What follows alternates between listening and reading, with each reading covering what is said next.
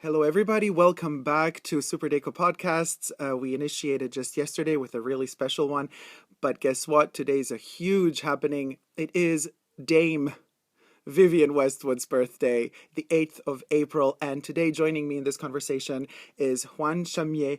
He is an incredible designer, also artist and musician, everything, what have you. And he's joining me today because he knows Vivienne best. Hello, Juan. Hi, how are you, Dacob? I'm good. Thank you so much, sweetie. Thank you so much for joining us. So listen, we're celebrating. Welcome. Yeah, we're celebrating Vivienne's birthday. I Happy want to know. birthday, Vivienne. Happy birthday, Vivienne. How old is she now? She's turning 79. Amazing. 79. She is even more of a powerful force now, I think, as well. She was born on April 8th, 1941. And I don't know how to pronounce it. Tintwistle, United Kingdom? Or Tintwistle? Tintwistle. Yeah, I'm not sure either, but what a fantastic story, huh? Juan, you have a boutique in Berlin where you design your own fashion. That's right. Tell us where we can find your boutique for all of the listeners out there. We are on WienerStrasse 32 in Berlin, Germany, but you can check us out at exitberlin.com, and you can also ask questions or mail order us at exitberlin@exitberlin.com. For those that need to check us out on Facebook, we are at Exit Berlin on Facebook, and on Instagram, Exit Berlin. So there's a few ways. That's so cool. So, but what is also important to note is that you can, now that we're all in lockdown and isolation, you could definitely also send stuff out if somebody would want to purchase something online, right? Correct. I would say that we could do mail order direct to almost anywhere in the world, exactly. And keeping safe and healthy during this time is important to us all. So we'd love to answer questions about all the handmade fashion that we make here. Absolutely. And Juan, how would you say, how much has Vivienne's approach to fashion and her designing skills, how much has that influenced your own designing? I think it's influenced my designing because her direct story imprinted on my mind in a way that just comes through naturally in the way that I think about dressing myself and the fantasies about dressing up myself and what I would like to project. And I think meeting several different people, called them muses, in my life have projected that idea even further into my mind as a fashion designer, and I could tell those stories on those different people, meaning that I would hand make clothes for them, specifically inspired at times from Vivienne Westwood's stories in her clothing, and then put them on my muses, my friends, my lovers, my family, and that in turn would create the template for the next design, the next design, the next design, and the next design. And so I think that was a through line for me, for sure, with her, with Westwood's story. But when did you first discover Vivienne as a designer or as a, I don't know, human being? I think the first was through music, definitely through the punk and new romantic movement, as I would follow that really religiously as a teenager and as early teen, and having been a DJ and a performer, singer most of my life, wanting to be a musician, I fell naturally into those categories of punk and new wave as I'd make my own clothes from very early on, as I remember. But I think it was the cover of the album Last of the Mohicans when I really started to pay attention to by the way, that was what it was called, the album by Bow Wow Wow from around 1985, 84, maybe even earlier, 81. In the United States, where I grew up, was called Last of the Mohicans. In the United Kingdom, where it was first released, I believe it was called See Jungle, Go Crazy, or something like that. Forgive me for not knowing at the moment. But the impact of the American version of the same cover of the Bow Wow Wow album, Last of the Mohicans, had Malcolm McLaren's idea of Manet's portrait of Dinner on the Grass, so to speak. Le Denier sur le, I don't know how to say it, but Dinner on the Grass was a recreation of a Manet painting with the members of Bow Wow Wow, who Malcolm McLaren was managing. This was Vivienne Westwood's partner at the time of the Pirate Collection. Was managing that band, and they recreated Manet's painting for the cover of the album. When I saw that as a teenager, it really, really impacted me more than anything other image I think I've come across since. It really, I couldn't stop staring at it. I did like the music, I didn't like the music. I would go through phases of being loyal to them, not being loyal to Bow Wow Wow, the look, etc. But that specific image of that specific album cover continued to captivate me, and I had to have those clothes. I needed to look like that. I wanted to know what that was. And so then I began earnestly looking into who these people were written on the back of the album. Came across Malcolm McLaren and followed him through Vivienne Westwood. Where I'd been growing up at the time in Denver, Colorado, it happened that and I'm going to fast forward a bit, in the early 90s, in the 90s, Vivienne Westwood, of all people, came to the Denver Art Museum, of which I was not a patron, I wouldn't say, but I had been in a program for students, art students, and I was one of them. And I was at the Denver Art Museum in and around that time when Vivienne Westwood came to Denver, Colorado to show her designs and talk. So that's an amazing connection that I made with her after being obsessed with the album cover itself and having to know what that clothes were. Wow, what an arch! But listen, but in the Denver Museum, did you get a chance to talk to her that day? I did not, but I got close to her, and I don't remember if I did or not. In my mind, I did, but because I have this connection with her that I felt through all these years, and have been able to be in with her and friends with her and talk with her, I felt that moment in time was something pivotal for me. In terms of her, who she was as a person. As I learned about her, I realized that there were some connections that I loved and that I could celebrate. And one of them was through this incredible album cover, which I made. When I made those connections all together, then of course I started to follow her. I knew who she was when she came to the Denver Art Museum at that time. Now, this is going to be maybe a little bit like meta on a higher level, but, just to get back to that album cover, which I also find extremely fascinating, because I have it vividly impressed in my mind as well. I mean, I could Google it now again just to remember more of the colors that were used, but I remember it quite colors. Well. Do you think that was perhaps the first time that...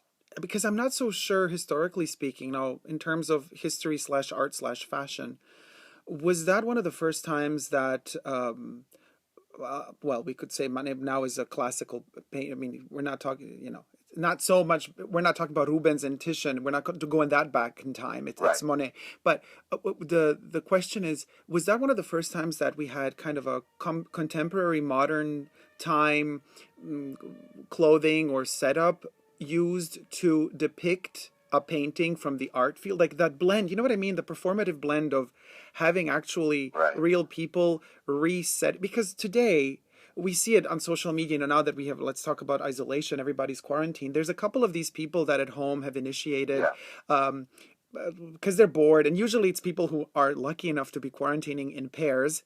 I ain't that lucky. I'm all alone here. But people are usually like couples, like they're setting up these, classic paintings in their homes. They're just posing with their bed sheets or pillows, and they're like setting up these like poses, and they're just taking these pictures. You know what I mean? So nowadays it's kind of, we almost take it for granted that there's this appropriation of the art. But was that particular cover one of the first times that you were confronted with that sort of blending of contemporary time with something that is art? And art can be ancient, but it can also be timeless, as Vivienne also herself always says. Art transcends time. Absolutely. I think that was the first time for me as that the moment of art meets fashion, meets music, meets commerce happened in one all instant package. And I had to know what the painting was, and of course then I found the painting, and then I had to know what the clothes was, and then I of course found the designer. And When was the first time that you actually talked or spoke or, had an interaction with Vivienne for like real one? The first time was when I moved to Berlin, and at the behest of my wife, I was allowed to go to the. I had wanted to study with Vivienne Westwood. I wanted to be involved in terms of potentially changing my life and maybe getting an education in a higher fashion sense, in that field. And she was the one that suggested that, Vivi, you should try to, understand that a bit more with Vivienne Westwood. And, by the way, she's the professor of fashion at the Berlin Hochschule, at the UDK, etc. Was like, what? And at the time, I was happened to be moving to Berlin, and she had just finished I think a 13 or 16-year tenure as professor of fashion. And as our paths crossed, simply because my wife had met a friend who was dropping out of the program of fashion before the graduation, I was able to get a guest pass and go on my own. And whilst I was there, I met Vivienne and talked to her several places at several times, and I thought we had made a connection, of course, as sometimes fans do. But I didn't think of it in terms of a fan. I thought of it more in terms of a real intellectual meeting of the mind, so to speak, a sort of validation of what I had already known about her and what I felt about her, just as a presence and a physical presence. And that was more for me really comforting in a way, in terms of meeting your sort of idols or mentors or that you aspire to be like. And I think that was more what I got from it, that I wanted to be, at that point, aspire to be more like her, in the sense of, do it for yourself, get a life, get out there and make a difference. And it's not all just about you, but if it is, do it really, really well. And if you're going to use your hands in craft and art, this kind of thing. And so I began to understand it like that. And I didn't get to go to the school, but I met many people from that class that have affected and enriched my life tremendously since then, including Vivienne Westwood. What year was that? In the 90s somewhere, no? No, that was 2004, 2003, 2004. Oh, 2000. I met her at the graduation. I'm sorry. I met her at the final graduation of her class in 2004, and it also happened to coincide with the ending of her tenure as professor at the UDK, which had lasted for a few years. And you're right, late 90s is when she started there. Because I also, many years ago, I was talking to somebody while I was collecting all my Vivienne information, and we can talk about also Art Lovers Unite, the movie that I shot with her in the gallery space. Can I already say that's amazing, or is that bad to say? We don't know. Well, I mean, I'm super excited. I'm just hoping can't wait for its release. Yeah, I can't wait for the release. But but the funny thing is, so before all of that, I've been a fan of Vivienne's since my teens, and my teens happened a bit later than the punk movement. But to me, the first Vivienne that I acknowledged in my life was the Vivienne that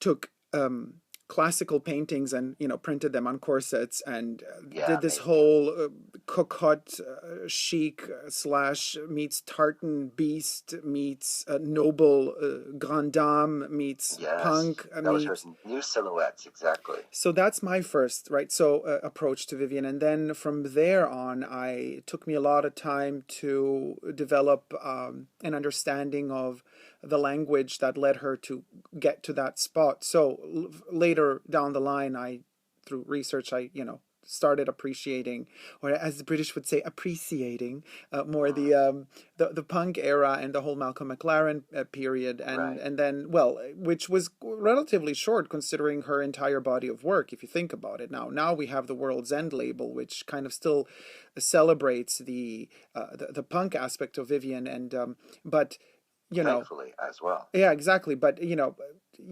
would you say that even Nostalgia of Mud, the collection from 82, 83, was punk? I would say all of it had this punk attitude, you know, which is dress up, and we're not going to be concerned with your taboos or your ideals of what someone should look like or be like. And Mm. it created this entirely new unisex element, which had existed before, but wasn't so in your face, I would say, as those later romantic versions. And I also have to say, back with my history, that obsessing over that specific album cover again and again and again, I finally, at the same time period in the early 80s, had the rare opportunity, because of my mother's travel, to go in to England directly. And I made a pilgrimage to the worlds back then. And I saw the clothes and touched the clothes and got some of them. So I had a direct, immediate, what's the word, physical impact on my life, you know, because when I wore those clothes, already being a new waver and a punker or whatever, I was already outcast in my little community. So when I came out of those clothes, it terrified my mother and the people that were already terrified by what I was already wearing. And what was amazing is that they were romantic and colorful and pretty. They were not punk and shredded and tattered or torn. Yeah, yeah, I know what you mean. So they were, yeah, but even for today's standards, I would say they're pretty. I mean, they have a there's a concept of it.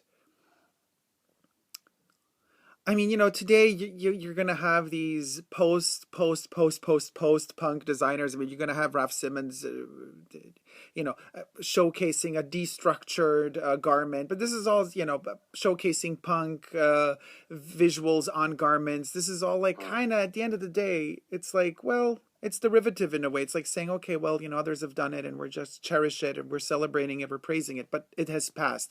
To me, what is so fascinating is that with Vivienne, it has never passed, because we still have the squiggle shirts in production. We still have the togas in production. We still have the bondage dresses / bondage trench coats that are in production, as if no time has passed. And they're not produced because they're made, this is at least the feeling that I have, they're not produced as a nostalgic factor. They're produced in really tiny quantities because, I mean, for whoever's interested in having them can still have them.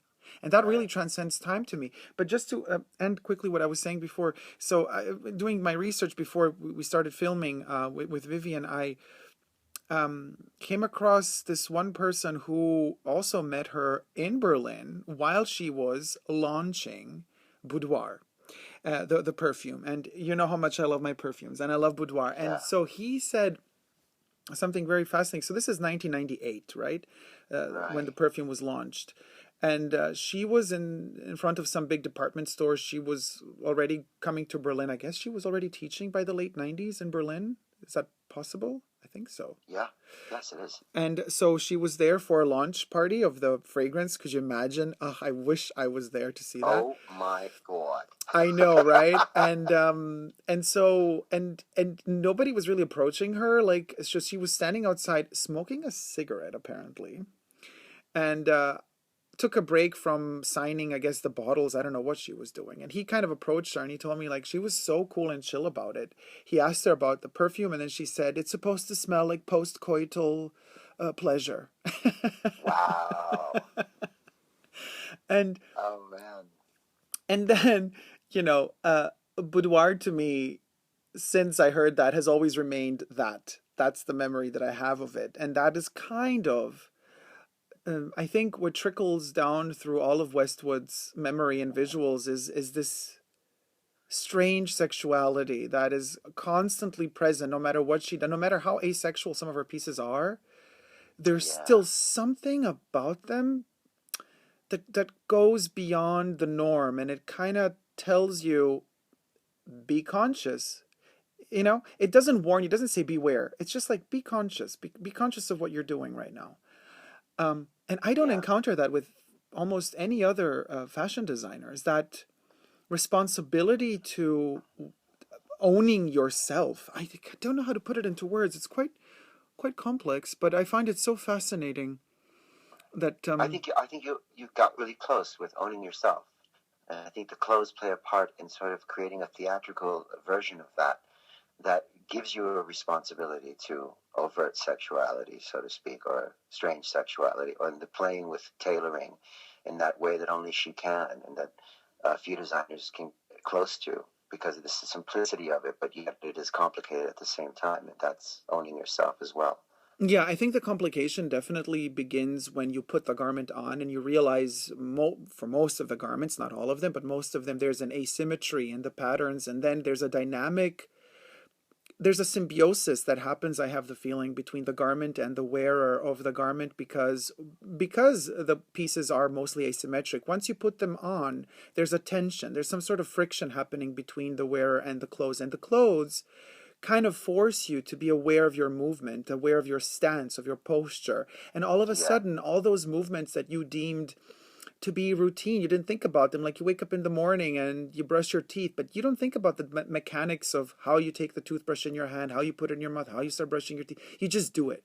But I have the feeling while wearing her clothes, like, she brings back the awareness. And that's for what I mean by you own yourself. Like, you bring back the awareness of every movement you make, because those, and that's so powerful to me. I think it's very powerful also that her clothes invoke a sort of ritualistic aspect to putting them on and off. At least I find it that way. And I think that can be quite inviting and adventurous while wearing her clothes, that there's sort of a ritual of how to get it on and how to get it off, So, oh, well, that's an idea for our next song. How to get it on, how to get it off. There's the title right for it. Wait, but so would you say that there's like so you find a certain type of pleasure in also putting the garments on and off, but are we talking only when you have like a total Westwood look, or it could just be one piece? I think it can be mix and match in one piece. I think there's a sort of appeal to putting, with some Westwood fans, I would say, putting it all in Westwood. But I think what I love about her clothes the most is that you could wear them with so many things and mix and match them, and that they are inevitably Westwood, and those who know it can see it, and it arrives before you get there, so to speak, the item that's mixed with your other fashion. And I think for fashion, that's important, and it's luxury, but it's also simple and lovely. And her clothes add to that element. But I think that there's a very appealing, almost fetish feeling about it, wearing all Westwood, like those things like the bondage suit or toga dress and mountain hat, just all in one. It tells a story, and you're telling a story with the way you're wearing your body specifically, I totally agree with you. This, with no other brand have I experienced such. Well, I mean, I've been a fan of Jeremy Scott for Adidas, and he's very also, but he's more like a comic figure. He would play with teddy bears, with kind of more innocent things. I mean, they could be sexualized because, especially when he collaborated with a sports brand like Adidas, he kind of, sportswear is automatically connected some way to muscles or some sort of sweat and patterns, and then you get that out. But with Vivienne, more so even. A total Westwood look, wearing it. And I know a lot of people tend to tell me like, oh, Dacob, it looks so costumey. It can, if you are not strong enough to pull it off. And I think with Westwood, you have to have a character, because otherwise the clothes end up wearing you rather than... Well, that's been her whole thing, strength of character. Get it together. Yes, that's exactly the point. But listen, this is like a silly question. I know like these are like questions that, but we have also listeners and viewers that are just getting into it. So let's give them a hand and help them jump into the world of Westwood. So if you were to, I know this is a really difficult question, and I hate this question, but I'm going to ask it anyway. Two questions. First question: which would you? It's so hard to answer this one. What would be your favorite Westwood collection? And second, which is your favorite Westwood garment? If you got to choose only one, it could be a shoe, it could be a top, a bottom, whatever. But which garment? Which is your favorite garment? The second one is the hardest one. It's so hard, I know, because like I've been thinking the same. Honestly, Juan, just these a couple of days while I was like thinking about initiating the podcast series, and also, I knew Vivienne's birthday was coming up, and I was like, oh, I'm gonna ask Juan if he wants an interview, because he's like the living Westwood vocabulary. And then I started thinking days ago, what would be my favorite collection and what would be my favorite piece? And let me tell you, it's tough. Yeah. So what's yours? It's really tough. Well, of course, I want to say the nostalgia mode of pirate collections, because I remember those specifically as a kid, and they affected me greatly. But my favorite collection, I have to say, would have to be 2008's Chaos Point, because I think that fused a lot of Vivienne's ideas brilliantly into one amazing, colorful, I believe it was could have been a winter collection. It was incredible, and I find that to be my favorite one. And that was really, really tough, Dacob. Wait, let me Google it. So, 2008. We don't know if it's fall, winter, or spring, summer. The Chaos. I believe it's winter. What's it called? 2008. Yeah. The Chaos Point. Like the Pourpoint bomber. There was a Pourpoint pattern used for many of the jackets and capes in that as well, and that's the collection that she had children from a local primary school painting. Yeah, I saw the YouTube interview with the little kids. Adorable. Yeah. Oh gosh, a lot of green. Yeah. I know that collection. So this is your favorite. Wow, fascinating.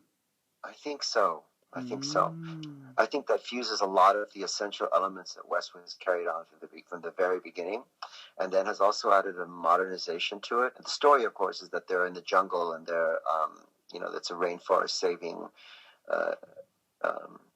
campaign as well. But I think that they fuse a lot of elements in there that are fascinating, from cuts from her history, cuts that she was still developing, and some modern newness in there as well.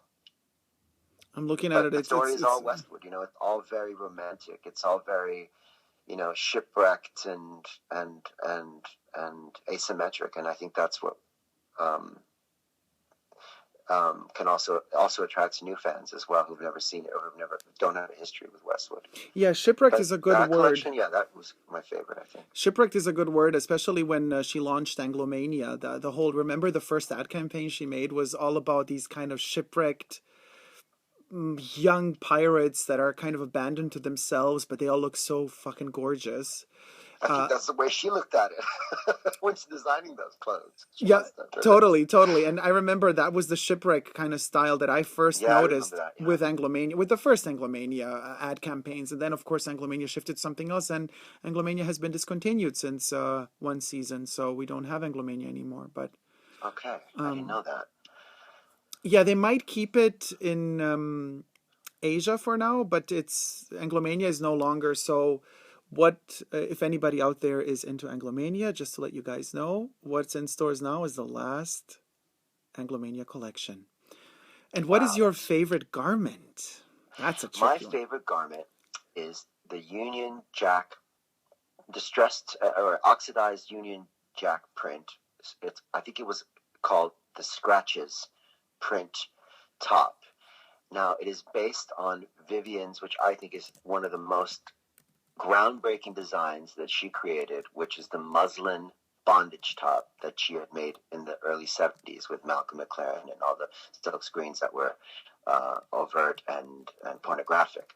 I think that design had never been seen before. I think that specific design changed everything, and nothing has existed like it since. And its wearability is what's also incredible about it. And how it projects you into different worlds. But my favorite top was a version of that came out in spring 2003, 2004, that my wife and my family facilitated me to get, because it cost a pretty penny, and I could not afford it when it came out originally. So I hunted this piece down. And what it is a silk crepe, oxidized Union Jack flag print, in greens, oranges, blues, whites, blue. It's just fantastic. And it is the pattern of the muslin bondage shirt. So it's a mixture of the new and the old of Vivienne Westwood. And I think it's just an amazing art piece to wear as well. It feels like you're wearing art. That sounds amazing. I have to see you. Do you have a photo of that you can send me, like wearing it? Do you ever wear it, or is it just in your archive? I wear it all the time. And yes, when it's better to wear it in spring and summer, but I wear it with a t-shirt underneath, and I will send you a photo of it. It's got lovely ties, and it looks shipwrecked like we're speaking of, and it's got like the World's End label, gold label, a Union Jack flag imprinted on it as well, a patch, and it's believed to be quite only a few ever were made, and it was only made for a special order, etc. And so that made it even more. Wanted it more. So but for what label was that? For Gold Label or Red Label? For her Gold Label collection. Ah, okay. So just for you guys to know, Gold Label used to be the highest level. It is shown on the Man collection of 2003, 2004. Well, yeah, because she started mixing all the labels in one show, you know. Right, so it's not shown. It's not shown at all in any of the Gold Label collections at that time. It's versions of the fabric subsequently were used in other pieces that were created, but that was the first time the Union Jack or Scratches print, I believe it's called, was used. So interesting that's your piece. That's my piece. It took a lot to get it. It was a story behind it. You know, the whole thing was incredible that I even got it to begin with, and yeah. I'm very much, my favorite pieces are it's the modern Vivienne. I mean, I'm dealing with a lot of designers, and most of them have passed away. So like Chanel being one of my icons, and it's kind of difficult when they pass and then other people start designing for them, and then it's kind of a no-brainer. You got to stay to what they were doing while they were designing. So, but because I have struggled in my fashion bunker, collecting fashion, studying the history of fashion and archiving it, it's really difficult. You start to appreciate much more the fact that the designers that you love are still alive, and most of these designers have had their glory times in the 70s and the 80s and the 90s, and then now they're still designing, but we can see Gaultier, he just stopped designing. Christian Lacroix doesn't design anymore. Thierry Mugler sold the company. I mean, they're all gone, and so that's why I really, really, really respect what she's doing now. Now, I know that there's different factions. There's like fans of Westwood. There's, usually in Korea or in Asia, they love the Alice in Wonderland aesthetic of Vivienne Westwood, and they buy that. Then we have our old school collectors of Westwood that are more into the punk, into the squiggle shirts, and they just all would wear squiggle and John Bull hats from head to toe and pirate boots. And then we have also the business people that are just into business and just want to look more bougie, and then they buy the classic tailored Westwood suits, which is like totally different worlds apart. Then we have the young fashion students that are into punk and into transgressive, anti-establishment, and then they love Vivienne and they want to go and they just collect the money to buy a t-shirt that's scorched or that has the lips print on it. And right. And so there's this Westwood for everyone, which I find so fascinating. It doesn't exist with other designers. That she has branched out to all of these different types of expressions of what the core of Westwood is. So, you know what I mean? But to me, ultimately, I respect her to date, because for her to be who she is today, she had to go through all those metamorphosis or metamorphosi. I don't know the plural of metamorphosis. This is so sad. But anyway, and then she had to kind of go through all of that in order to get to where she is today. So of course we know the Castelbajac with Malcolm McLaren, the squiggle print, blah blah blah. It's all super famous. But when I spoke to her when we were shooting Art Lovers Unite, she's all about, she's a huge fan. She's fanatic of knitting. Yeah. And she's all about manifestos and political statements. Here we have to note, for all our viewers who might not know this, Vivienne is a huge activist. Way before Greta Thunberg was even an embryo, you guys. Vivienne was already fighting to make the world a better place. Climate change, active resistance to propaganda, and she's fiercely fighting to save Julian Assange. And on that note, I also... Revolution, Oh, hell yeah. And so she is still punk to the core. Do you remember, Juan, when at the Metropolitan Museum, when the Met Gala did the exhibition dedicated to punk, and she was the guest of honor because she is the mother of punk. And then all she was interested in, all these Americans interviewing her, they all want just the glitz and the glamour. But punk isn't glitz and glamour. Punk is telling the truth and speaking your truth. And so she arrived. That was the year when Bradley, still then Bradley, but now Chelsea Manning, was incarcerated because of all the connections with WikiLeaks and Julian Assange. And so she was on the red carpet with a little plastic bag that she made turned into a necklace. You're breaking up, Logan. Can you hear me? Sorry. Hello, can you hear me? Now I can hear you. Yeah, she made a little plastic pouch where she put Bradley's, back then still Bradley, now Chelsea's, photo in. And then whenever somebody would ask her on the red carpet to talk about the glitz and the glamour of punk, she would be like, just a second, what I want to say is this: free Bradley Manning. Right. Truth.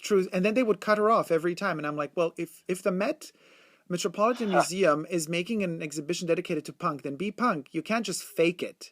If you're inviting Vivienne Westwood, expect her, give her the freedom to talk, because that's punk. But they didn't give her the freedom to talk. So anyway, so whenever she gives interviews now, she says, she isn't really developing many new silhouettes, because the ones that she developed in the past, she likes them. They're good enough. She says, why keep making more? Why keep forcing people to buy new things when the things that I've already made are good enough? And I think it's interesting, that you alluded to the new Vivienne Westwood, and I think that was a great moment of Vivienne Westwood history that you touched on, as well as still about your favorite piece, but that she was wearing the high-end couture gold label, amazing champagne pink or peach colored dress, and so that was her statement of her couture house. With pinned was the picture of Bradley Manning that she had, that was a color photograph copy inside of an office file plastic folder, which was very punk.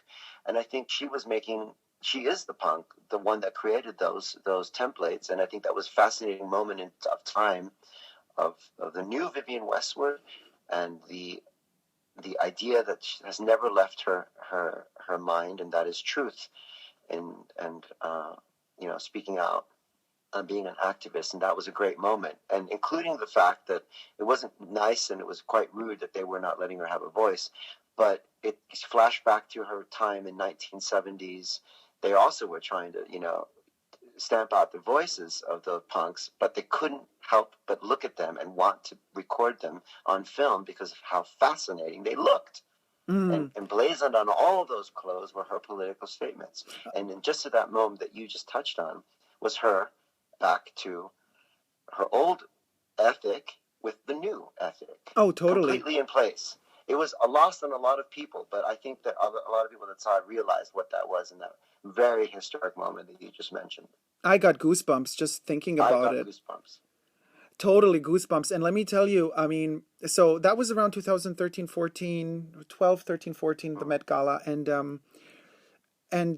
2016, some of my favorite pieces she made, they ran on the male runway. I think it was spring, summer 16, but they are unisex pieces. And this is also something we're going to touch base on, the unisex.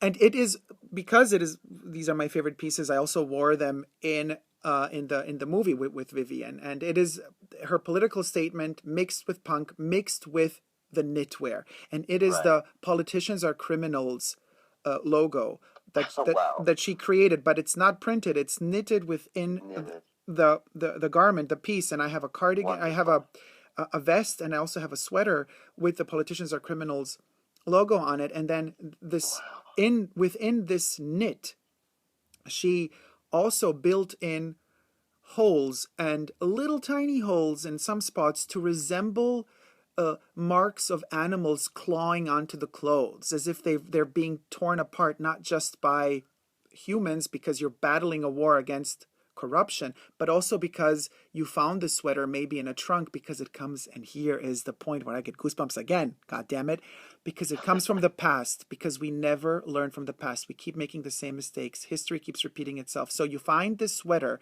in a trunk where animals have been eating on it, because and it says politicians are criminals. It's like you're finding this message that is echoing to you from a distant past, and it's warning you it's going to happen again. And you put it on and you become a freedom fighter. So I approached her in the movie, and I can tell you guys this before, a little sneak peek scoop about the movie. There is Yes. a moment in the movie when I do tell her, I'm like, Vivienne, we were talking about the paintings that she was looking at, and I said, oh, interesting, the painting that you're talking about has a similar color pattern that you use for this vest that I'm wearing. The politicians are criminals. And then she takes the vest. Oh, Wow. and she opens it up. She spreads the knit, in her through her hands and says, "Oh, Dacob, and this is what I do. This is called grinning.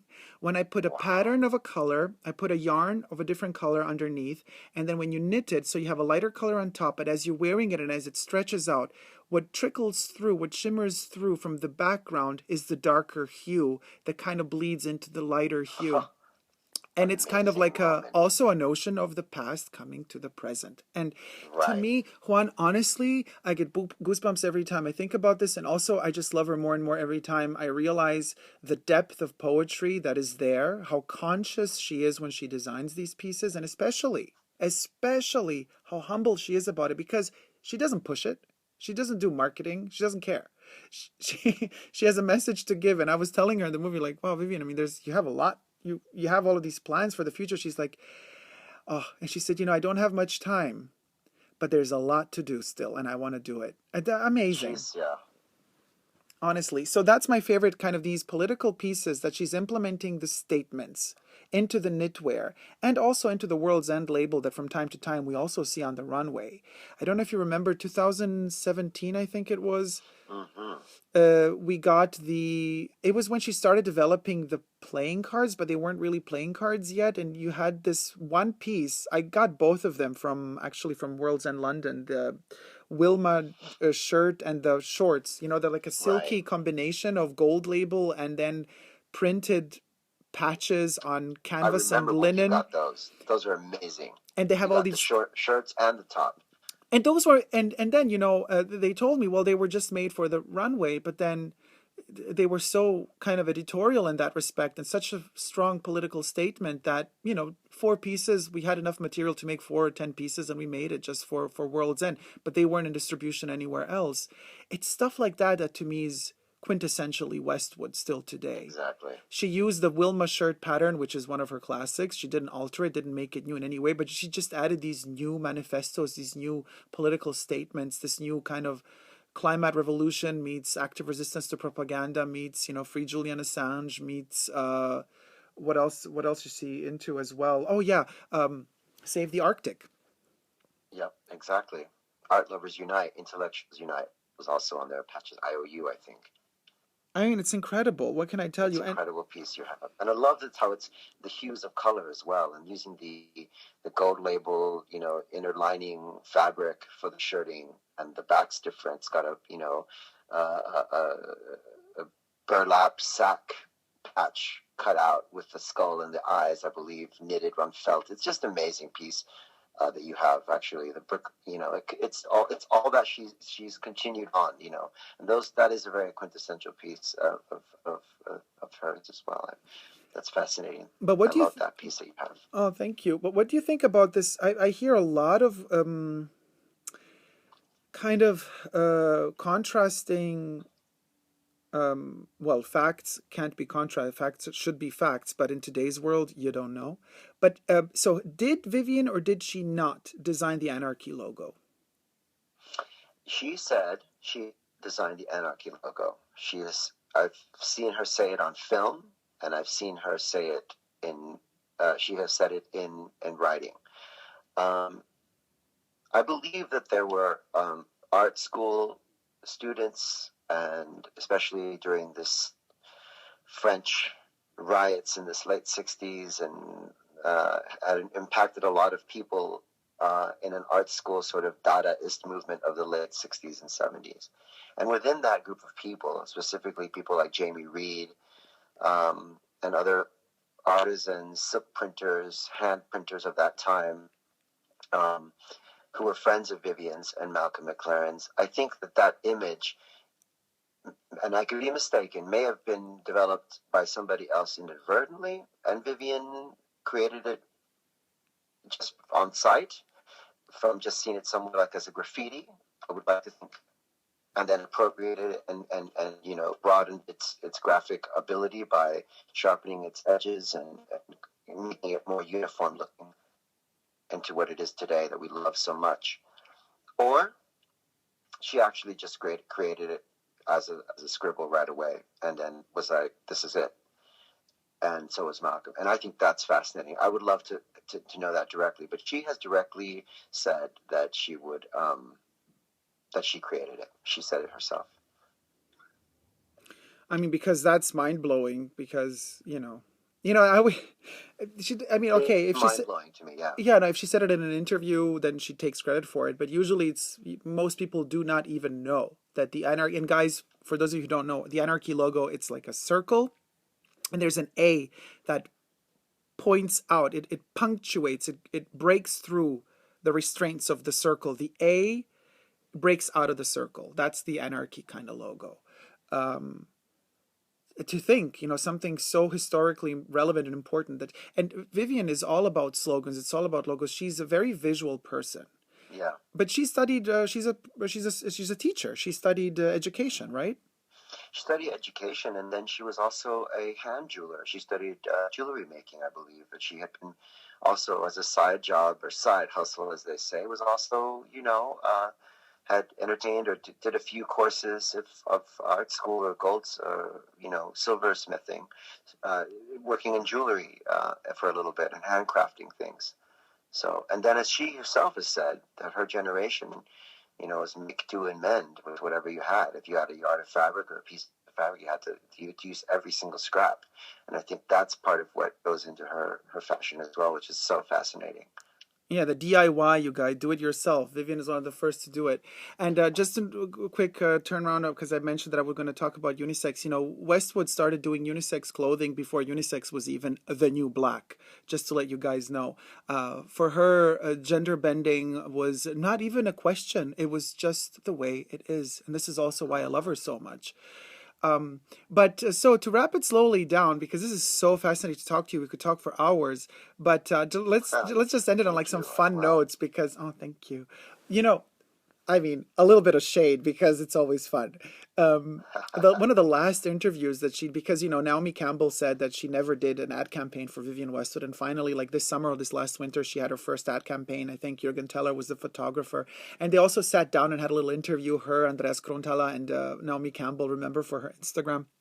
Yeah, I saw that. And it was so funny how Naomi was kind of like, Vivienne is a friend of Naomi's. She loves her, obviously, so she's trying to be really nice, but Naomi's just all about herself. Did you see that? I did, yeah.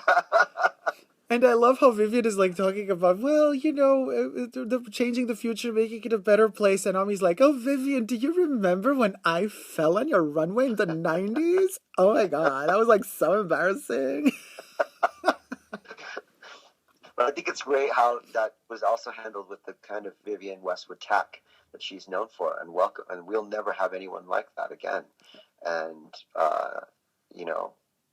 she is who she is, and on her birthday, we'll never have. There will never be another one like her. She was truly a gift to this world and beyond the fashion industry. And her history will permeate, and her words and her ideals will permeate throughout, hopefully. I know it, they will, actually. But the way that she handled that as well is she hasn't lost her focus on what is important to her, yet while wearing an amazing couture dress with her own T-shirt with "Buy Less" on it that she made minutes before she came out of the hotel room, as she told us in Berlin, because that's when she first started to wear that. She had made that the night before she did a speech at the a fair in Berlin. That was a speech she did for Zalando, or for, I don't know what it was, bread and butter, what that was about.